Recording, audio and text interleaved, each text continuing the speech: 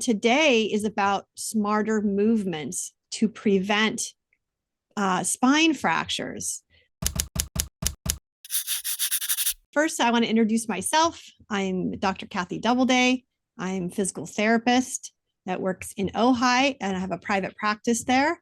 And I want to introduce Dr. Caitlin Ryan, who is coming to us from Wisconsin, where she is in home health practice. Good morning, Caitlin. Good Or morning. good afternoon to Oh, you. it's still the morning Okay, it's time. still the morning, late morning.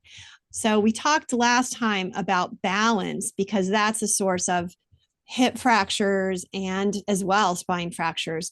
But there are some really specific things that we can address with spine that we wanted to do a whole segment on just that.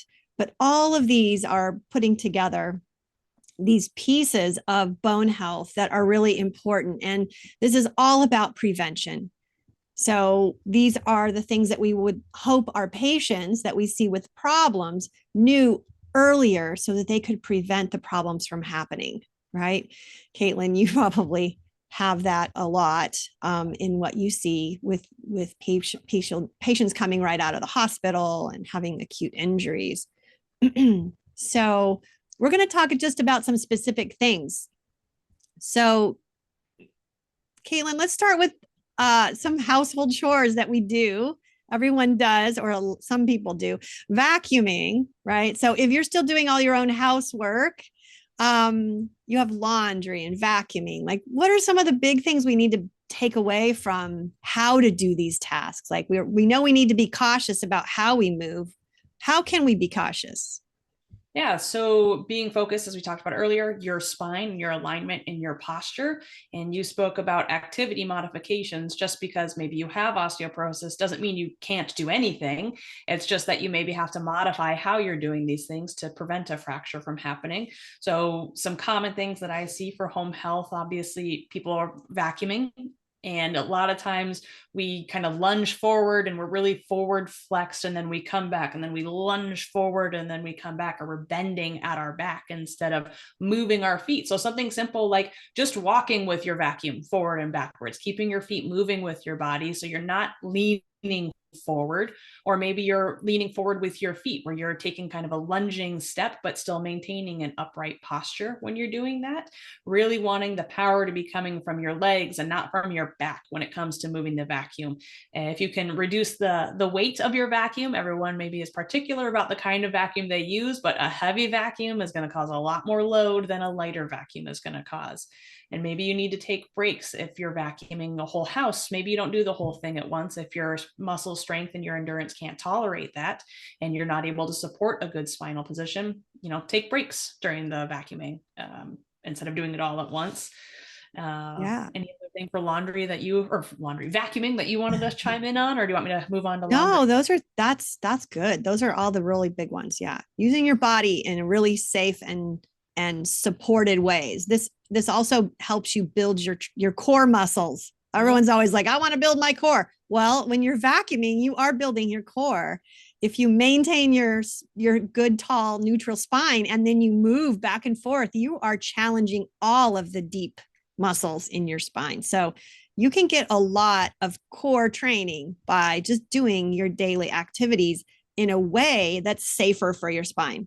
So you see how all these things fit together, right? Muscular action, good posture, and doing your regular motions. That's how our spine is meant to be used, right? Just keep everything sturdy, tall, working together. Right. So yeah, laundry. Okay, how about laundry? Yeah, so laundry depends. I mean, I guess what part of the country you're in. Wisconsin, a lot of the laundry is in the basement. So that means you're carrying a heavy load of laundry up and down the flight of stairs. So in addition to falls and strength, it's how you're carrying it. So if you have an extra large load of laundry that you're doing, taking maybe the loads and making them smaller, having those loads. So it's not so heavy of a laundry basket that you're lifting and having to carry, and carrying it in the proper way, keeping it nice and close to your body and close to your spine. So you're not leaning forward. And, sometimes even when you're having it on your hip, you want to make sure you're not doing a side bend like you talked about kind of with the twisting. The bending can also cause bad pressures on your vertebral bodies, so you want to be aware of your spine when you're carrying the load. For the washer and dryer, just putting it into the dryer, if you have a top loading washer or dryer, you want to be cautious of how you're getting the laundry in and how you're getting it out. I have short little legs and I have a longer torso, so I have a little bit more difficulty getting in and maintaining a neutral spine. So having a step, so you can maybe be on that. If you have good balance, it's nice and sturdy, so then you can really hinge at those hips, and we'll get into the hip hinge a little bit later, I know. Mhm. But those are the things you want to do and be aware of. It's just being aware of your spine while you're doing these activities. So those are some modifications that you can do. You know, buying a new washer dryer can get expensive. So if you just buy a cheaper step stool and focus on your spine, then that's going to save you a lot more. Yeah, like you can buy a front loading washer and dryer that are elevated, right? So that you don't have to do that. And like just having, if you have a table that you can fold things on versus like trying to bend over and get it out of the basket and then fold it like I do on the couch. Um, yeah, having a table that you stand at is, I think, the best way to maintain that neutral, tall spine. You're not leaning over so far. You're doing everything like in front of you. That's a good way of preventing that forward bending, increased loading on the vertebral bodies that are weaker. Mm-hmm. Same thing with making the bed, right?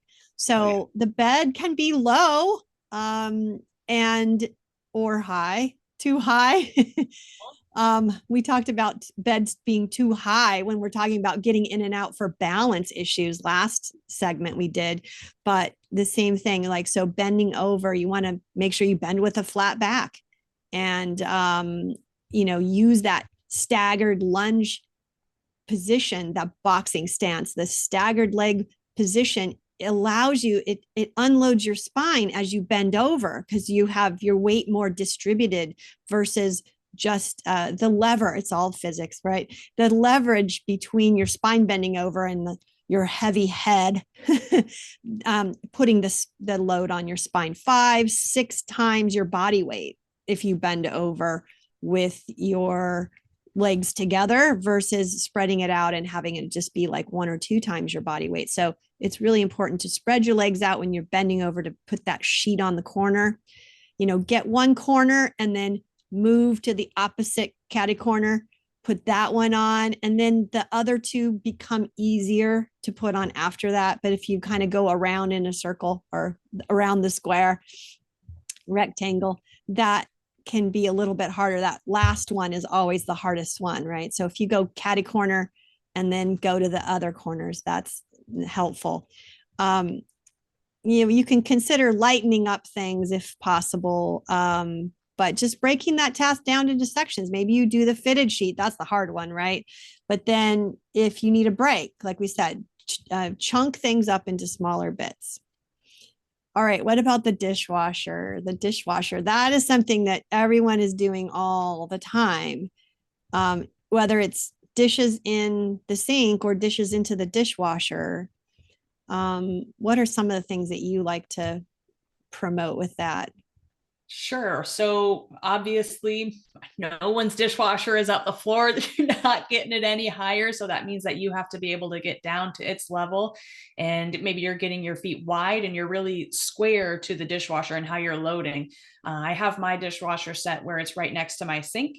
And if I go from sink and then I'm keeping my feet planted and then I'm twisting and bending and side bending to get everything in, I'm really putting my back at risk of a fracture. So I'm turning my feet and I'm lowering my body with my legs to be able to put something in, or maybe I'm using something called the golfer's lift, which I think we can go over later too, to really protect my back, where I am able to basically reach down to near the floor and keep my spine in a nice position just based off of how I'm modifying my movements. You really want to avoid that bending and twisting motion. I love the example you used. I haven't even heard that one, Kathy. That was great, of the towel twisting. I think that gives a great perspective. You twist that towel, it compresses more, things get closer together, and everything gets so tight. If you keep bending, something's got to give. And a lot of the times it's going to be a muscle, or it's going to be the bones that give if the bones aren't strong enough. So I love that description that you gave with that towel. That was perfect. So yeah, those are all the big things you want to do. Try and unload the bottom rack first, so then you get that all taken out of the way, so you're have more energy to do the top rack when you can be in a good position. And just making sure, if you can't bend down for whatever reason or restriction, you can always sit on something and try and unload that way, where you're at the top rack there, or you're using a device to kind of grab something from a lower position so you're not bending over too far, depending on what your modifications may be needed for. Yeah. So, okay, let's go to the garden and yard work, because we did talk about this in terms of falls last time, but I just wanted to go over a few things that I think are important for protecting your spine, which can be a little bit different than protecting yourself from balance, but they go hand in hand. So, using tools that are long handled, right, versus like a short spade, you might want to have a little bit of a longer handle so you can stand up, and raking and sweeping and things like that. You want to make sure you keep that nice tall posture and keep your strokes short so that you stay over your feet. Good wide staggered stance. Learning how to widen your feet and keep that staggered stance in all activities throughout your day is really important. So I want you guys to all think about that throughout your household chores and out in the yard. And a kneel out in the yard, I think it's also good. And this goes for in the house too. But if you need to get down on the floor or you need to scrub something, well, you're one of those people. I know those people who get on their hands and knees and scrub their kitchen floor. I have been told that people do that. But you need to get on like a kneeling pad, right? So it is a good way of getting down and being on your hands and knees is probably safer than sitting and bending over, right? If you have problems using that hands and knees position, and then you can use your arm out doing things and you can keep your spine in a really straight position. So that's, I think, is one of the main things, is the forces that you have to do in the yard and the repetition, right? Pulling weeds. Like if you get down on your hands and knees and you have a kneeler, like you have something to put your knees on and then you can pull, you're much safer than bending over, grabbing those ridiculous weeds. I was doing that this weekend. Even in wet soil, they would not come out. Like, yeah, I had to get the shovel. And so make sure that you kind of think about those things as you're getting, if you need to get really low and you need to pull some forces, you need to find a way to flatten your spine. Okay. So you need to be able to flatten that spine out. And sometimes hands and knees is one of the best. So that's a way you can change. And then you can also use the golfer's reach. I'm going to give you an example of the golfer's reach in just a minute.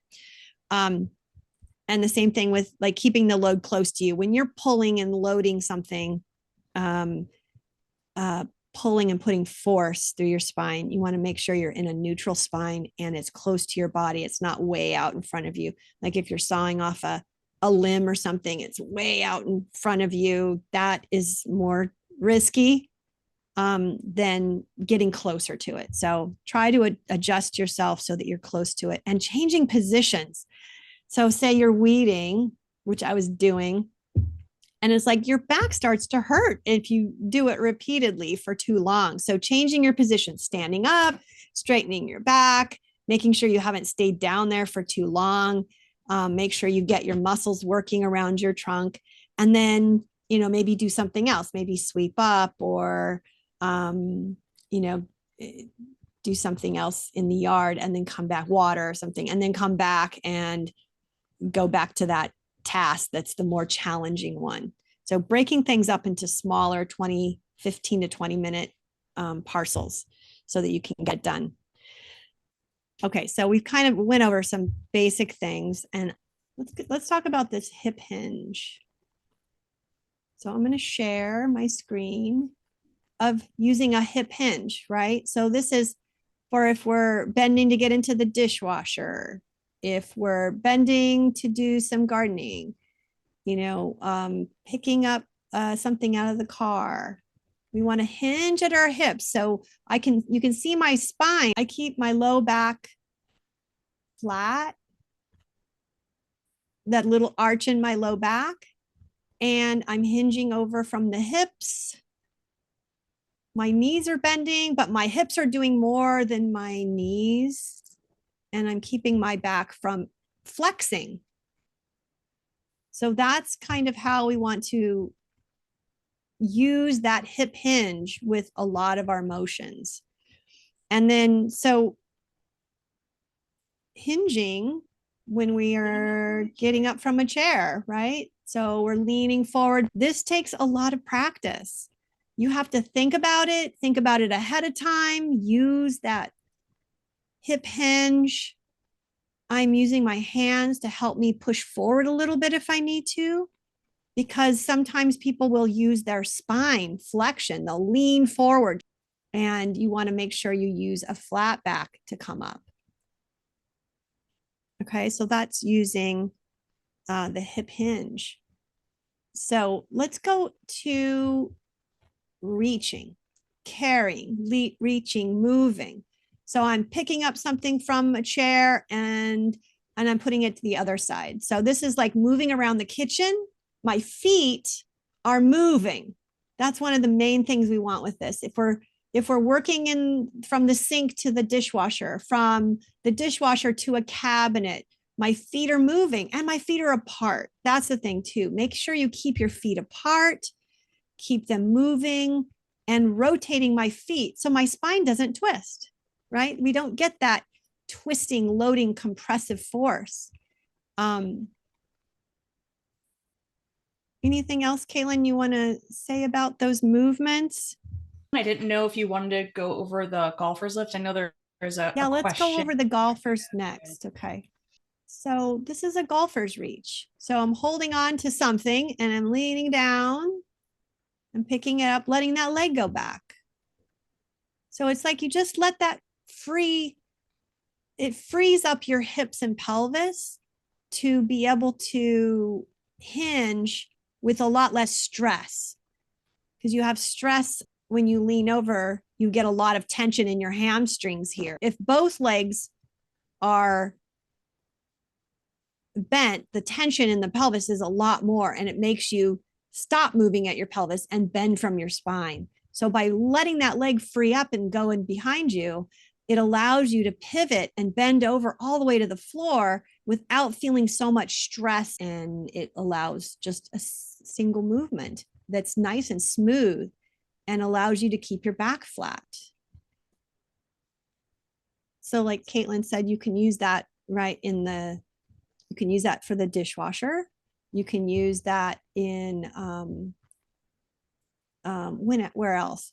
Anytime you're bending, a piece of dust is on the ground. You dropped a pill and it's on the ground. You could use it for anything. Make things work for you. Take a little bit of time. This is that cost analysis, right? If we spend some time, we invest in the future by making these little changes, it makes a big difference.